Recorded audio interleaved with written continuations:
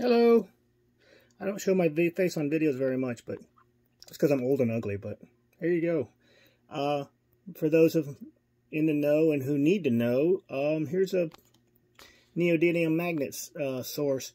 Most people already know about it, but maybe not necessarily how to get them, so to speak. So I'm just going to cover it quickly. Here we go. These days, these kind of things are very easy to come by.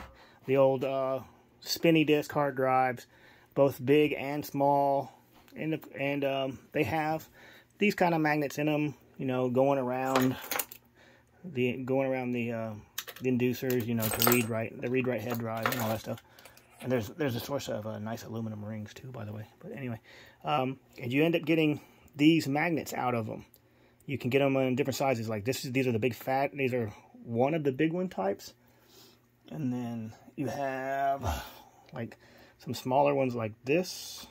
These are nice. These are they're small, but they're still very, very strong.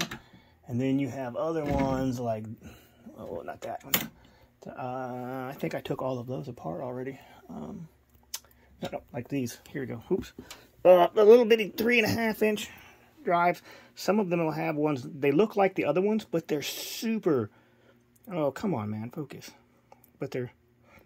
Focus. Let's get really close and then see if it'll... Okay, anyway. I don't know why all of a sudden it won't focus. There it goes. They look just like the other ones, except they're like super, super thin.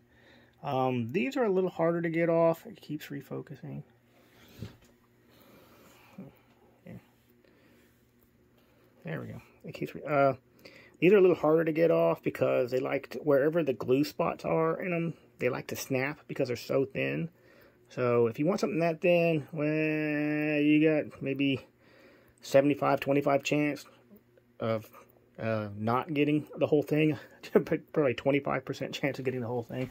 Because here's my little stack of them right here. And see, most of them have broke off. I have like, what, 2 or 3 of them that are full size. All of the rest of them broke off. But anyway, so, well, what I usually do if I really want to separate this magnet is I get a hammer and a steel chisel. See? And basically you're going to take that chisel point and you're going to put it right in that gap right there. Man, I don't know why this thing, here we go, keeps on focusing. You right in that gap there and give it a quick tap. I'm going to see if my phone will let me film me doing it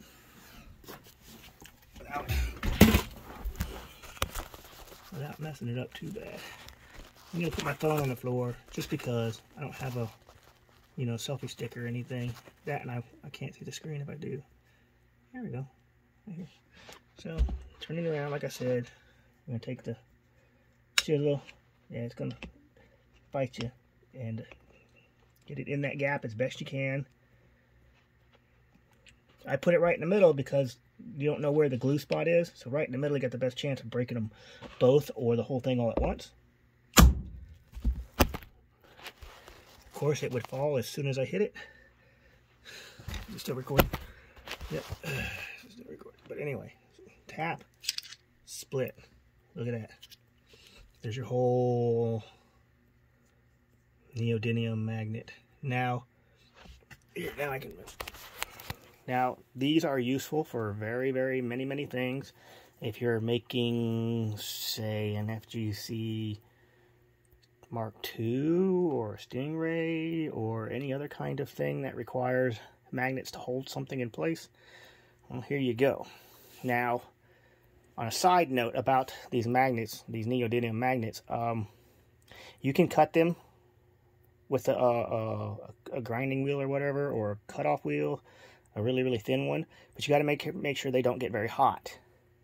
Now, if you're going to use them to melt them into plastic, then I'd recommend 2. Make sure you get 2 exactly the same shape and size, and use 1 to melt into the plastic. Because when you raise the temperature of them that high to melt plastic, they lose their magnetism. So you lose 1. You make 2 the same size, and you use one to melt into the plastic, and then take it back out and throw it away, or use it as your template for the next one, whatever, for another one. And then you take the second one and you actually put it in those grooves and glue it down, or whatever you're doing. Wink, wink. So, but there you go. Cheap neodymium magnet that didn't cost me anything and was easy to get apart. Have a good time.